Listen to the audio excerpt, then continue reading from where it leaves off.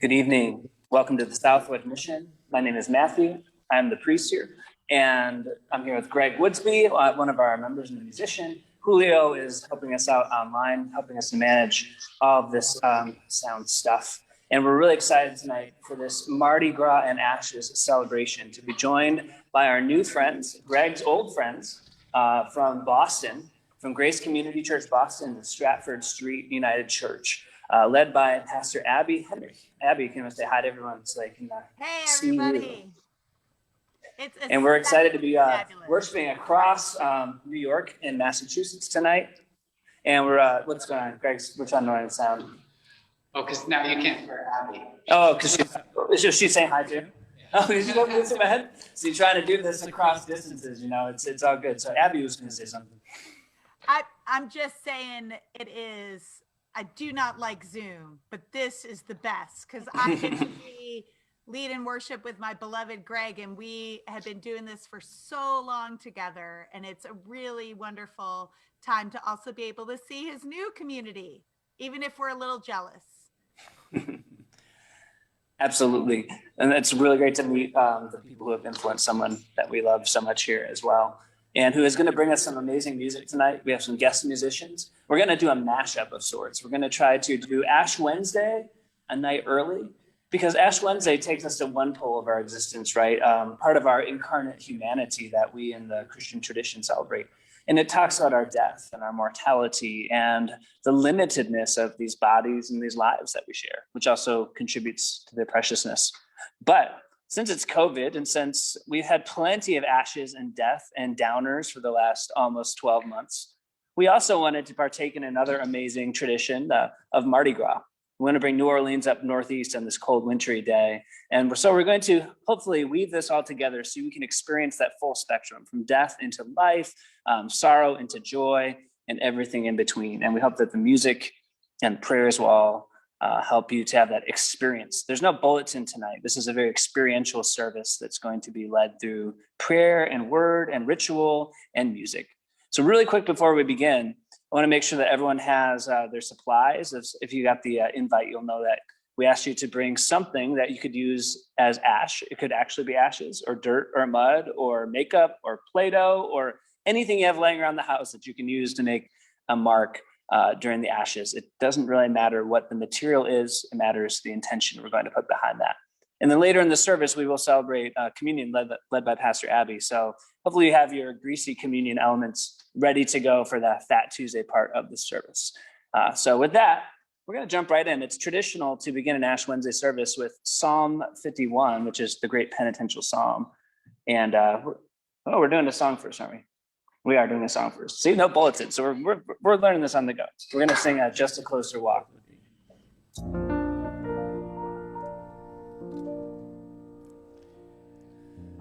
If you know the words, you can sing along. If you want to look them up, go ahead. Sing along. I am weak, but thou art strong. Jesus, keep me from all wrong. I'll be satisfied as long as I walk. Let me walk close to thee. Just a closer walk with thee.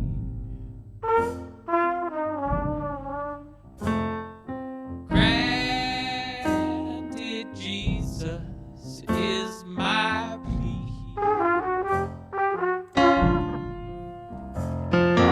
Daily walking close to thee.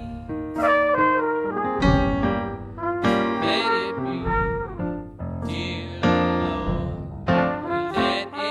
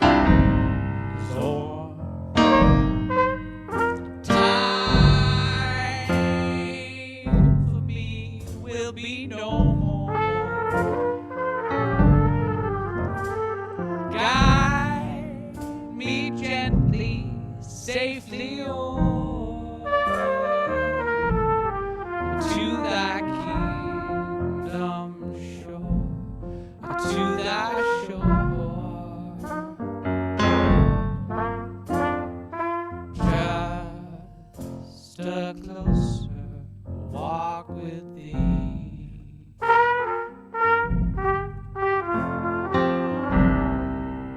Granted, Jesus is my plea. Daily walking close to thee. Let it be, dear Lord. Let it be.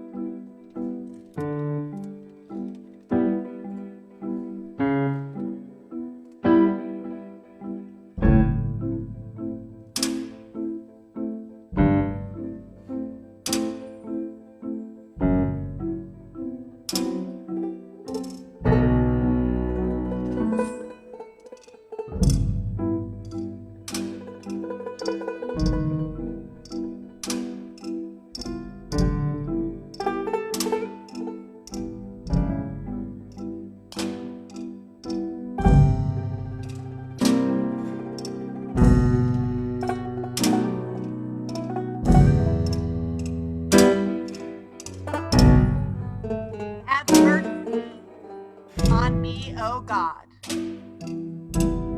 for I have messed up again, sinned against you in thought, word, and deed, and what I have left undone, been all too human.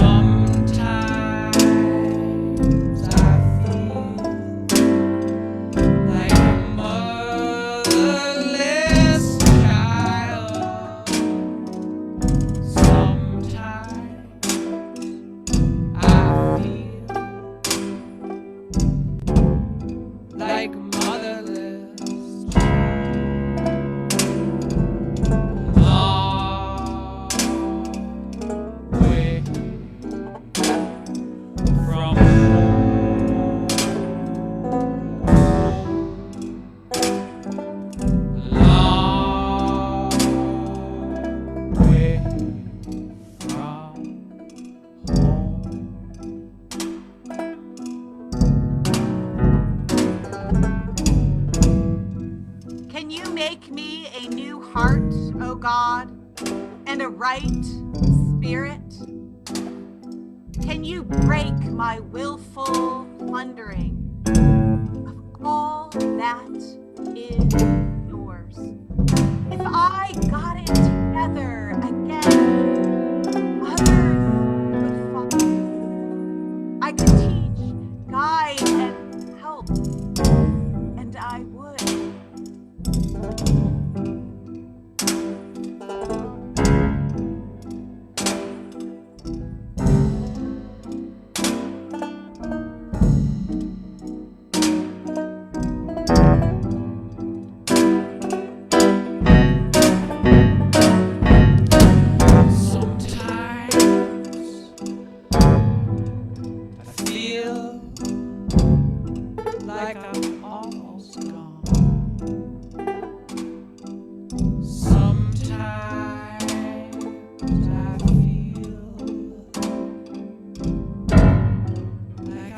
almost gone. Sometimes I feel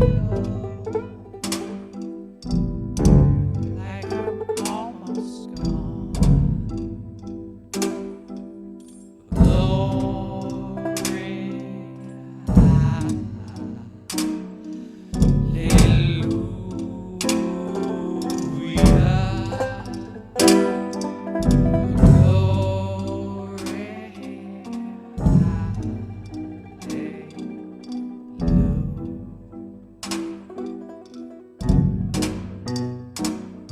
Oh Lord, open my lips that I may praise you. I know you don't want ritual sacrifice. Where I give a burnt offering, you'd be exasperated. What you want is a new heart and a right spirit. For this I pray.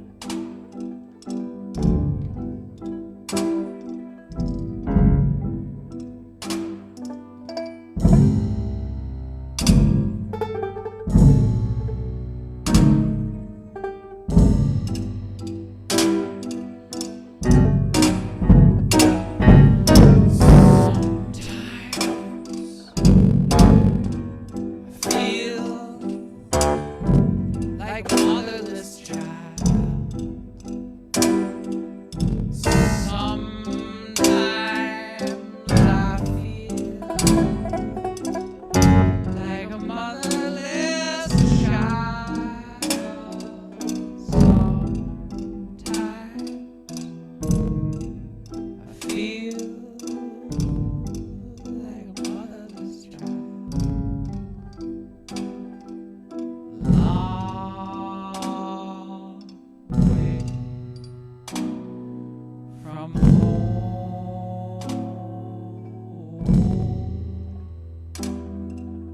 a long way from home.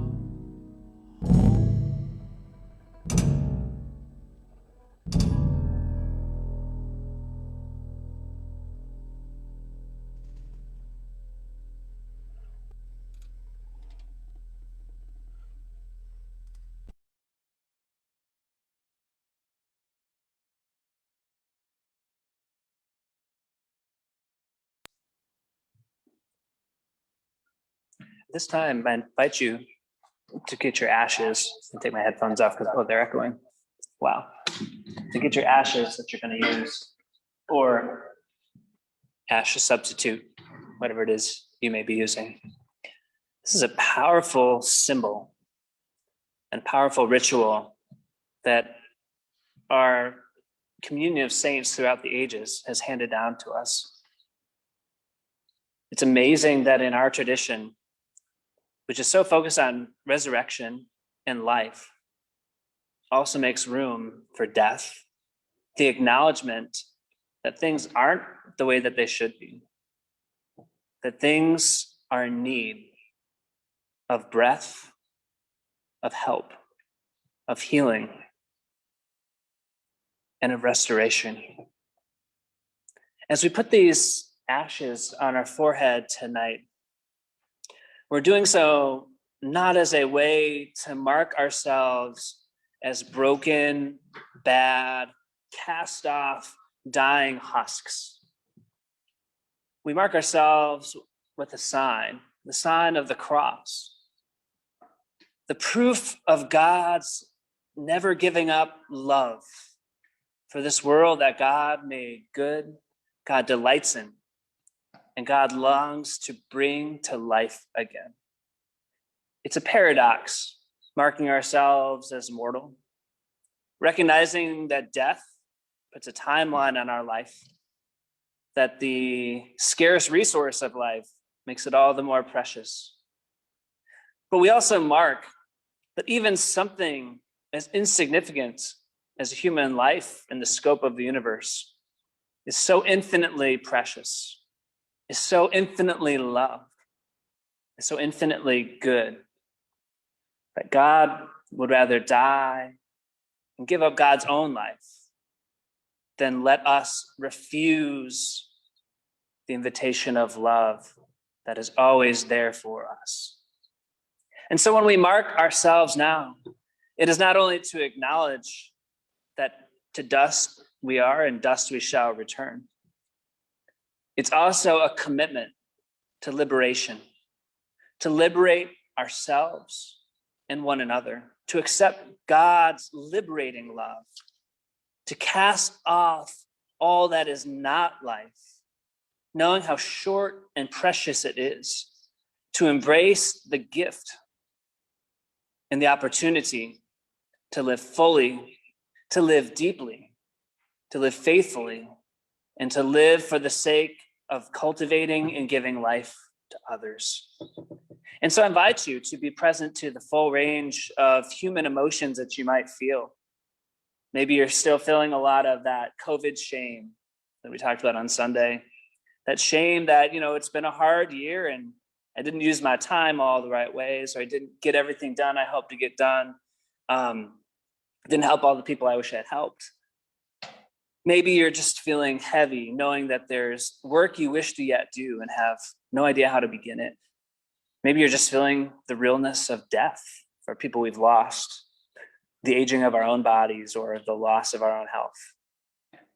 And I hope that you let yourself have those feelings, that those very human feelings are real, that desire to change and to be made new is real, and it comes from one who longs to lovingly help you on that path. I also hope that as you mark yourself with this cross, you'll remember that it's precisely here, when we are most in need, most mortal, most ourselves, most human, that God longs to touch us with an embrace, an invitation to be embraced, to be born anew, to put to death all that is not life, as Henry David Thoreau once said, so that when we do come to die, we should not also find that we had not truly lived. For that is God's desire for us, to live fully and to be fully alive. So as Greg plays a song that he wrote based on some words from the poet David White about pain, about the reality that pain and death bring to us and awaken us to, I invite you to also awaken to the reality of your goodness, that you are not only dust, and to dust you shall return, but that you are light, and to light you shall return, that you are beloved, and that you are embraced by this cross, which proves God's love for us. For while we were yet sinners, Christ died for us, and this proves God's love for us. And so you may take the ash in your own time, your own way, as you listen to Greg, and place it on your forehead in the sign of a cross. If you're with a loved one, you can do it to them. Just gently, however, you can do that with whatever material you have. And remember, beloveds, that you are dust, and to dust you shall return.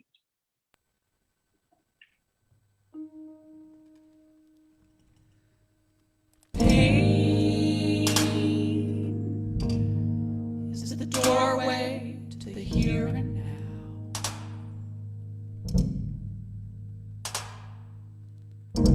Physical or emotional pain is an ultimate form of ground.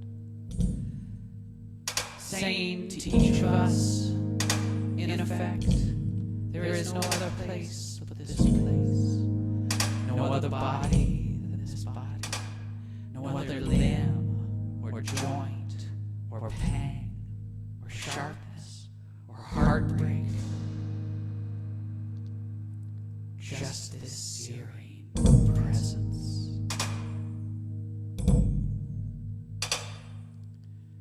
Pain asks us to heal by focusing not only on the place the pain is felt, but also the actual way. The actual way the pain is felt. Pain is a form of alertness and particularity. Pain is a way in.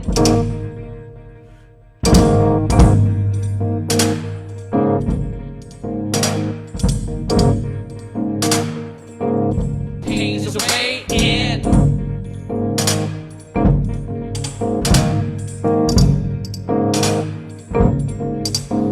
Pain is the doorway to the here and now. Physical or emotional, it is an ultimate form of ground.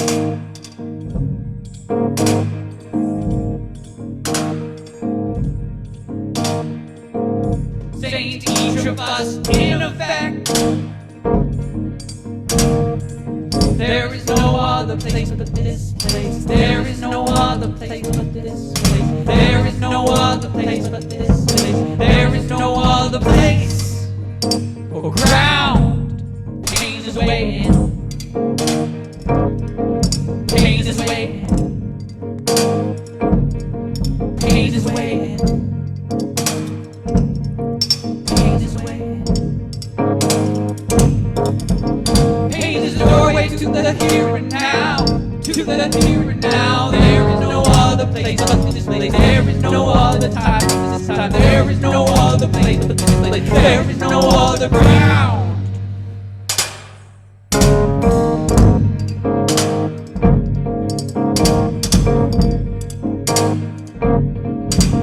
Pain is waiting.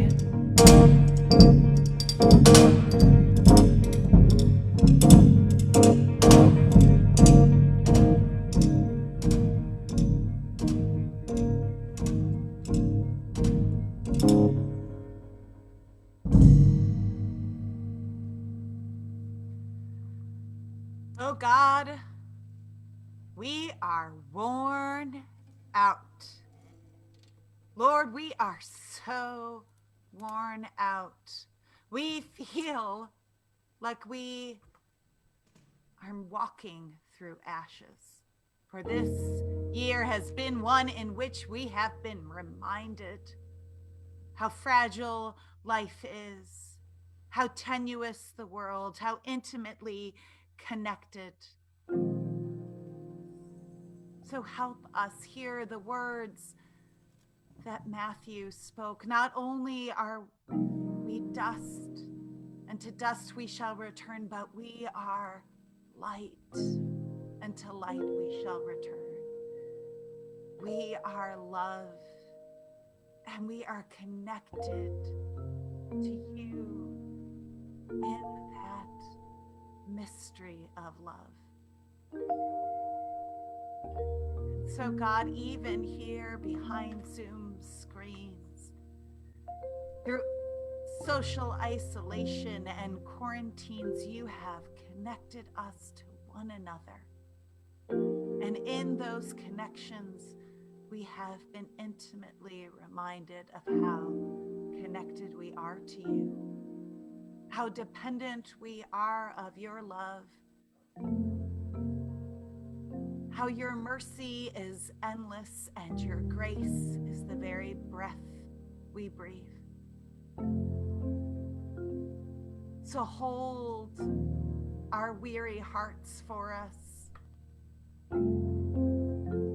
Help us take on your yoke, for it is light. And give us the stamina to see our way through to the coming spring and to a time when all will be vaccinated. Amen.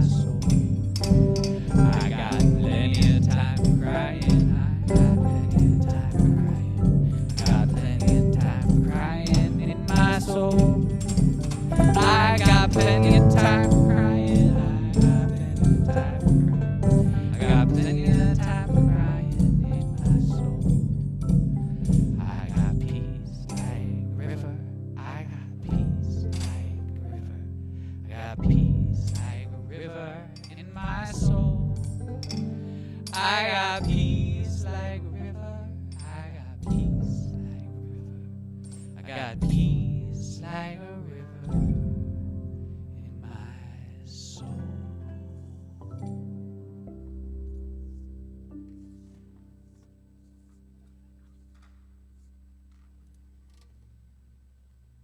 Well, there was this guy, and his name was Jesus. You may have heard of him, I'm hoping, but maybe not. And if this is the first time that you've heard about him, great. Because here's the way the story is often not told. Of course, this is the translation according to Abby. And it goes like this. Jesus goes to the river Jordan and is baptized. And when he is baptized, the heavens open up and he is claimed as God's beloved son. And you would think from that moment there'd be a party, but no. From that moment, he goes directly into the wilderness for 40 days and 40 nights. And this is often where we begin Lent. And during that 40 days and 40 nights, he did not eat. He barely drank. He wrestled with all of his demons. And then you would think his ministry would begin. And that's the way we like to tell the story, but not really. He's got to return home to please his mother. And while he is there, he needs to go to a wedding. Probably the girl he was supposed to marry, but didn't. His poor mother. And what does he do at that wedding? He performs his first miracle.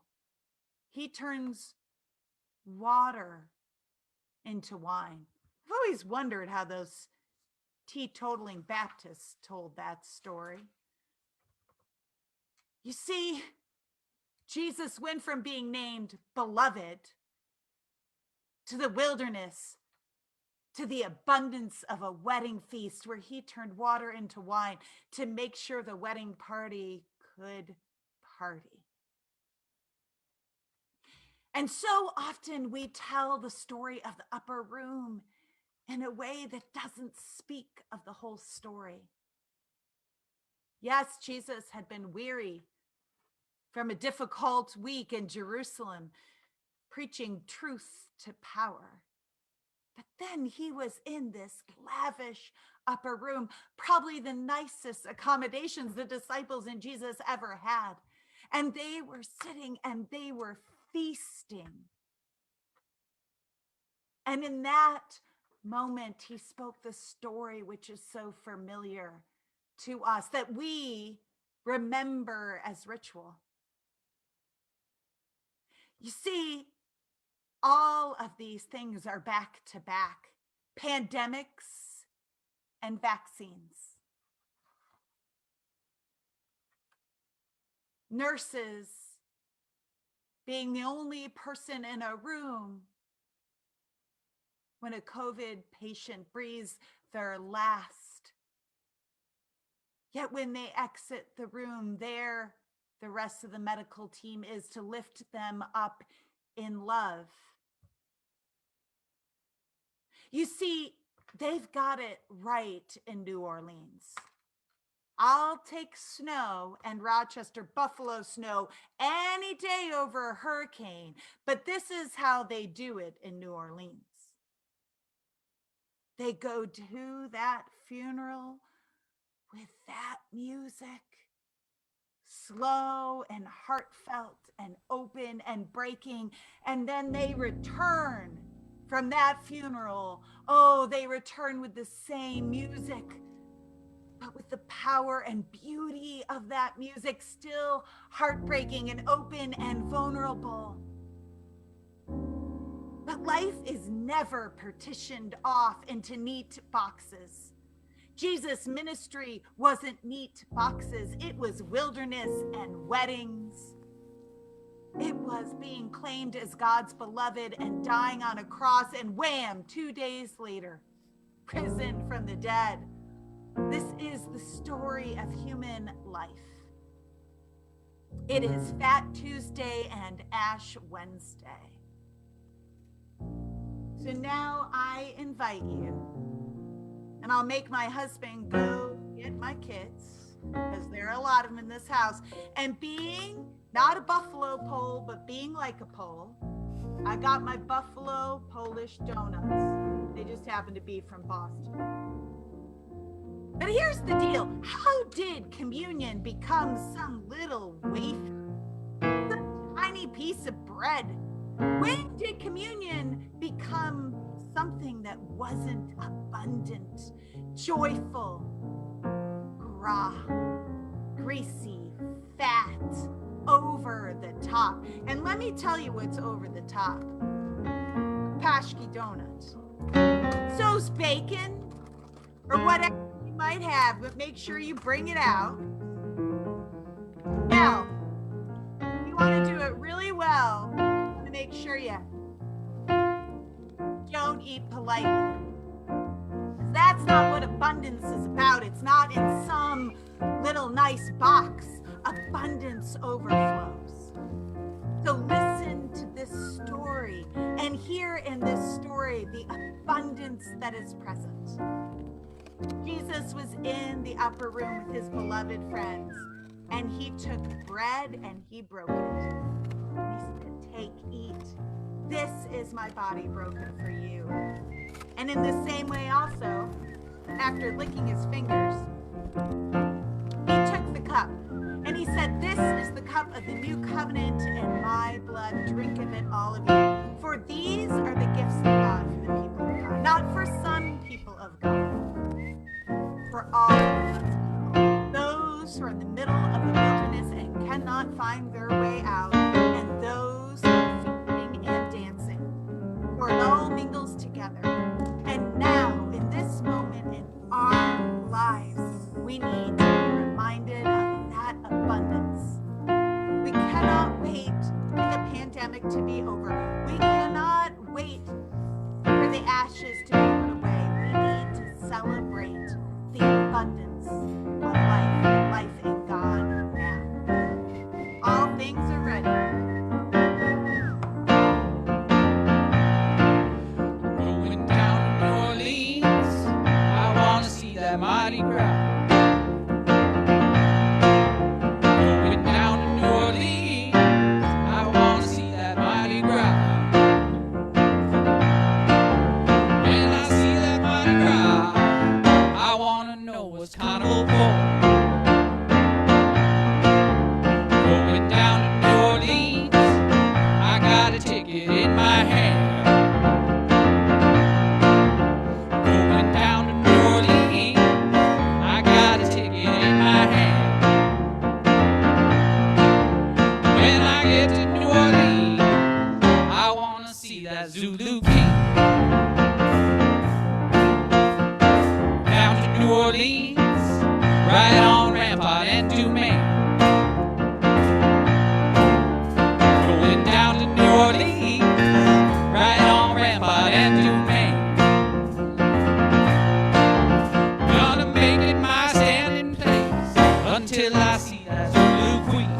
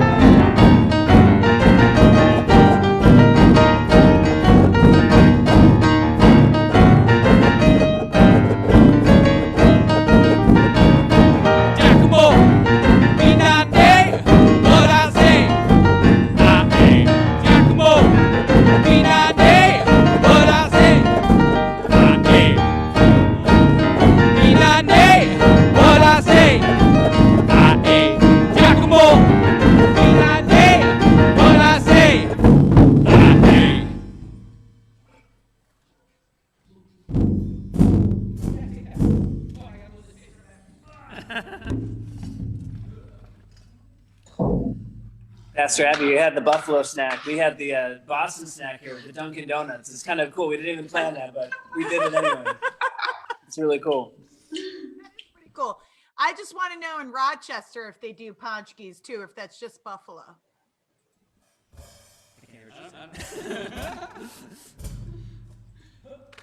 Here we go. Here's a favorite that we do every year at this Mardi Gras. It's not the bad word that you think it is. It's a different word. That's all I'm gonna say about it. Tip up, tip up, tip up.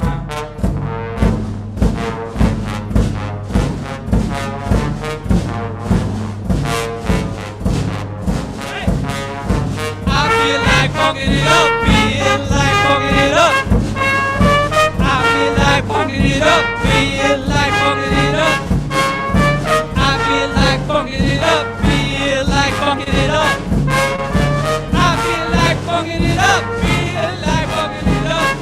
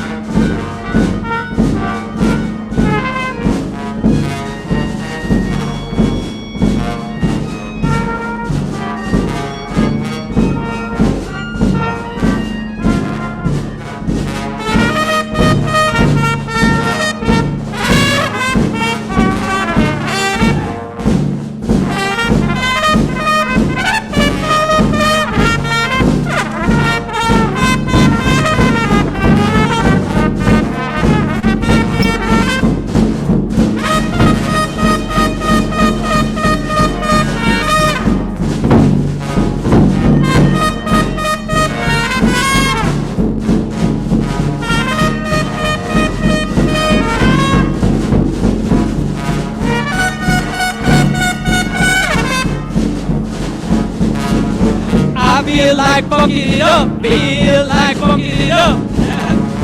I feel like funkin' it up, feel like funkin' it up. I feel like funkin' it up, feel like funkin' it up.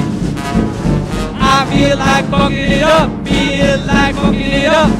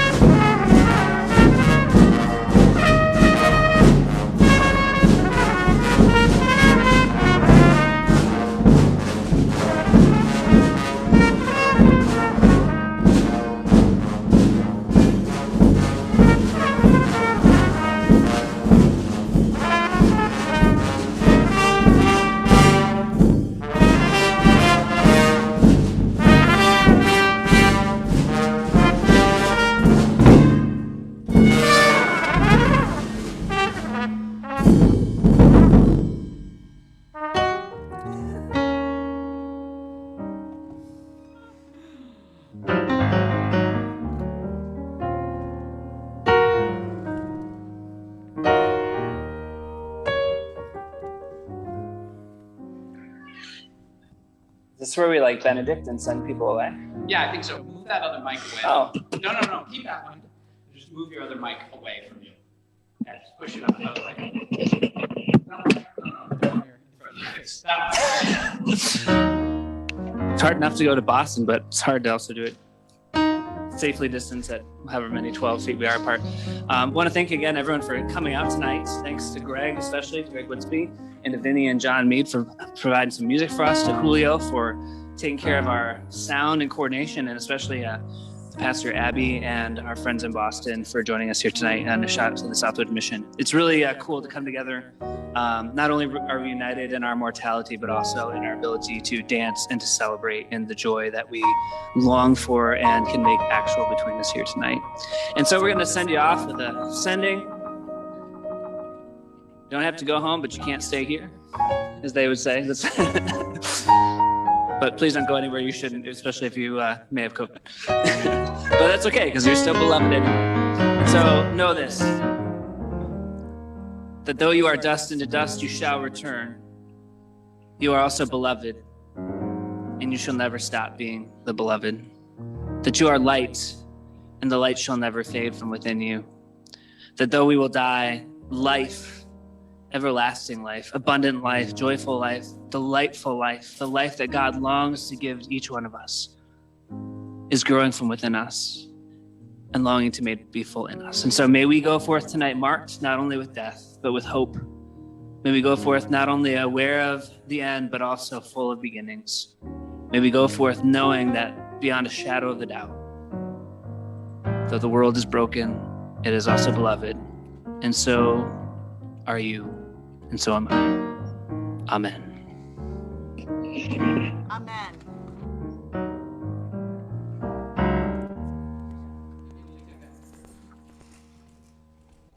I got nothing else to add, except for, can we dance? Can I take these I didn't swear, these things off and dance, Julio, now? Can I take this off?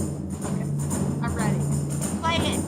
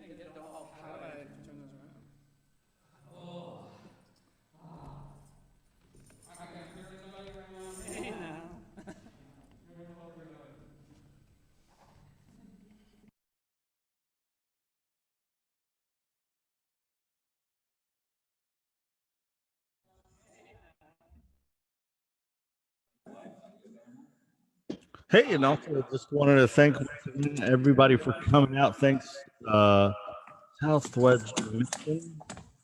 Let's see, the other church, Abby. What are the other churches involved coming all the way from Boston? Stratford Street United Church in West Roxbury. Sorry, I gotta turn off this. The echoes and all that. So Stratford Street United Church in West Roxbury and Grace Community Boston. We meet in Dedham. Oh, right. Well, we're gonna hang out for just a couple minutes, just say hello. I think Abby, Greg, and everybody's favorite, Greg. You know, I miss him out in Boston. He stuck out in Rochester. I don't know. He's beating us some instruments and hanging out with Matt Nikoloff. So having some fun. So hey, how's everybody's experience? How's everybody's evening? And by the way, I'm not leading this, so I'm gonna step back. I'm just rambling and trying to find. Oh, Julio, you're in deep now. John Paul's in charge now. That's how these things work. Yeah. Is everyone having a little abundance and uplift? That was fabulous. I will confess, I was not looking forward to it because I was on screen all day, and it was very life-giving. I thank y'all for organizing it. I thank Matthew and Abby for leading the worship. I thank the musicians for the tremendous amount of time they put into setting up the space and performing. It was just fabulous.